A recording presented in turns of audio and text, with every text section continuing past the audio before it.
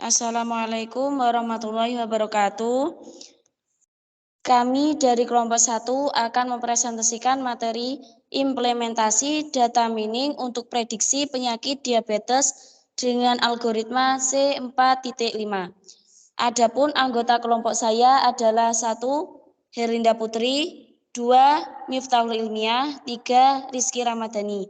Langsung saja, saya akan menyampaikan materi implementasi data mining untuk prediksi penyakit diabetes dengan algoritma C4.5.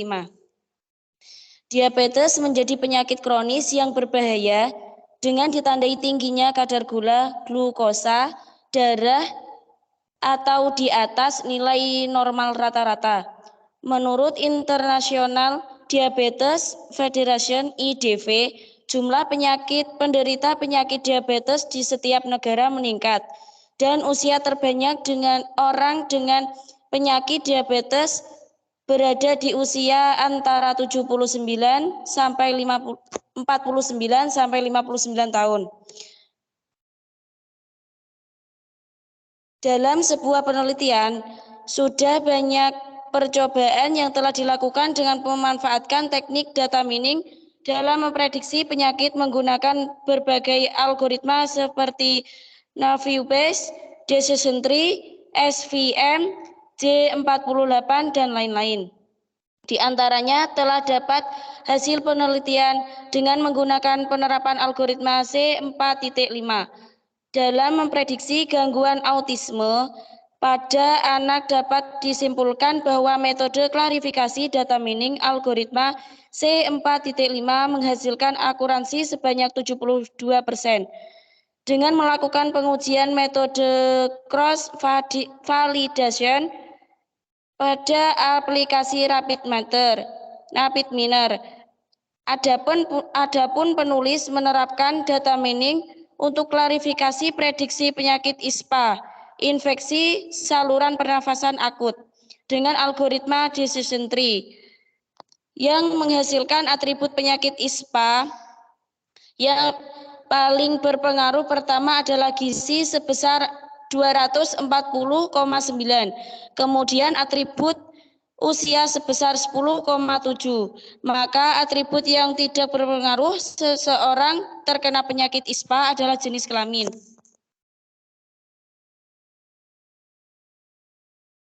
Data mining serangkaian proses untuk menggali nilai tambah berupa informasi yang selama ini tidak diketahui secara manual dari suatu basis data. Pohon keputusan memiliki fleksibilitas, mudah digunakan yang membuatnya sangat menarik, terutama karena menyajikan keunggulan dari proses pengubahan konsep menjadi gambar yang telah disajikan. Sangat mudah dimengerti, di mana cabang-cabang dari pohon merangkum klasifikasi. Algoritma C4.5. Salah satu metode untuk membuat decision tree berdasarkan training data yang telah disediakan. Kelebihan algoritma C4.5 adalah metode pohon keputusan yang dapat menghindari munculnya permasalahan dengan menggunakan kriteria yang jumlahnya lebih sedikit pada setiap node internal, tanpa banyak mengurangi keputusan yang dihasilkan. Entropi dan information gain. Entropi S sama dengan negatif sigma dari I sama dengan I sampai N dari PI log 2 I, di mana simbol S himpunan semesta kasus, N jumlah partisi, S jumlah kelas, PI proporsi SI terhadap S. Information gain. Gain SA sama dengan entropi S negatif sigma dari J sama dengan I sampai M, SI per S, entropi SI, dengan simbol A atribut yang dites, M jumlah partisi atribut A. Demikian dari saya. Selanjutnya akan dilanjutkan oleh Mas Rizky. terima kasih. Saya akan melanjutkan presentasi dari Mbak Herlinda.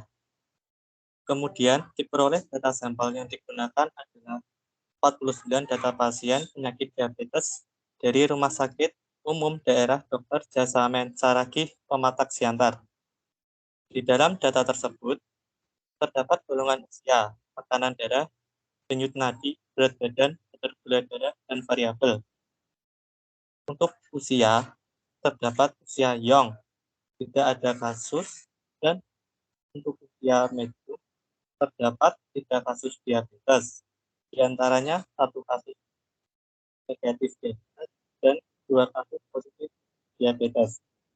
Sedangkan untuk usia old atau tua, terdapat 46 kasus diabetes, di antaranya 32 kasus negatif dan 14 kasus positif. Sama halnya dengan tekanan darah, denyut nadi, berat badan, dan kadar gula darah. Kemudian didapatkan nilai entropi dan informasi gain dari data yang telah dijelaskan oleh Nabi tadi.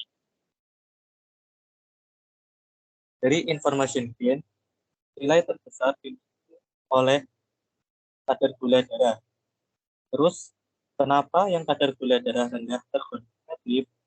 Karena ketika kadar gula darah rendah, tidak ada pasien yang positif diabetes. Kemudian, jika kadar gula darah normal pada usia old, terdapat 5 kasus diabetes, di antaranya 1 kasus negatif dan 4 kasus positif. Sedangkan pada usia medium dan young tidak ada kasus diabetes. Begitu pula dengan tekanan darah, denyut nadi, dan berat badan. Kemudian, dari information gain diperoleh nilai tertinggi tersebut pada tekanan darah. Selanjutnya akan dijelaskan oleh Mbak Miftahul Ilmiah. Oke, terima kasih. Melanjutkan dari perhitungan Mas Rizky tadi, kita sampai pada kadar gula darah kategori tinggi. Nah, kita lihat atributnya, yaitu ada usia, tekanan darah, denyut nadi, dan berat badan. Di atribut usia, ada kategori old, medium, dan young. Di kategori old, ada 36 kasus dengan 31 kasus negatif dan 5 kasus positif. Begitu juga dengan medium, ada 1 kasus yang berkategori negatif. Kemudian kita hitung juga tekanan darah, denyut nadi, dan berat badan. Nah, setelah itu kita cari entropinya dan information gain dengan rumus yang telah dijelaskan Mbak Erinda tadi. Ternyata ditemukan information gain terbesar yaitu milik tekanan darah. Nah, jadi tekanan darah di sini menjadi not selanjutnya dari kadar gula darah normal menjadi kemudian ada tekanan darah.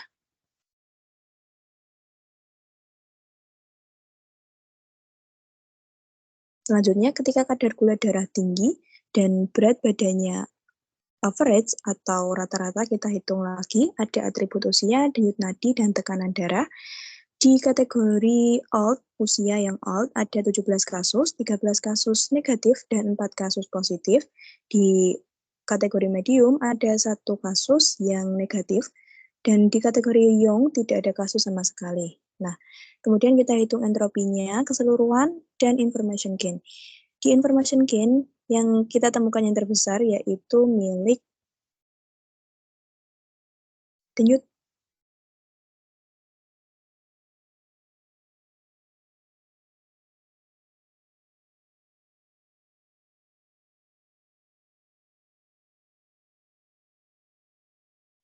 milik tekanan darah ya. Milik tekanan darah tertinggi, jadi tekanan darah di sini menjadi not selanjutnya.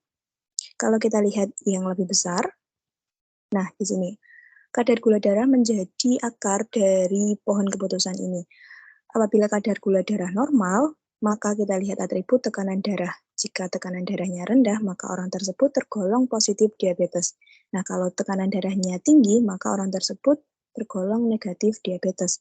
Nah, kembali ke kadar gula darah, apabila kadar gula darahnya rendah, maka orang tersebut negatif diabetes.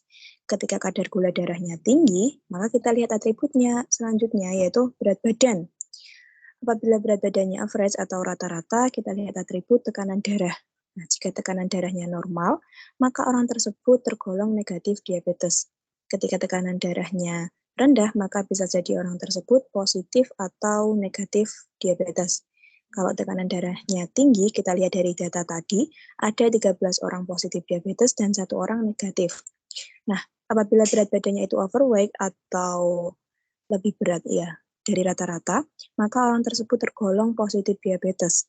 Ketika berat badannya di underweight atau di bawah rata-rata, maka orang tersebut negatif diabetes. Kesimpulannya adalah implementasi data mining dengan menggunakan algoritma C4.5 dapat membantu peneliti dalam memprediksi penyakit diabetes berdasarkan variabel-variabel yang diperlukan, yaitu usia, tekanan darah, denyut nadi, berat badan, dan kadar gula darah. Pada penelitian ini menghasilkan jumlah prediksi positif sebanyak 36 data dan jumlah prediksi negatif sebanyak 2 prediksi positif dari seluruh data menghasilkan 90%. Terima kasih, saya kembalikan ke Mbak Herlinda. Terima kasih untuk Mbak Ilmiah. Demikian presentasi dari kelompok kami. Mohon maaf ketika ada tutur kata yang kurang berkenan di hati kalian semua. Saya perwakilan dari kelompok saya, mohon maaf yang sebesar-besarnya. Akhirul kalam, wabillahi taufik walhidayah. Wassalamualaikum warahmatullahi wabarakatuh.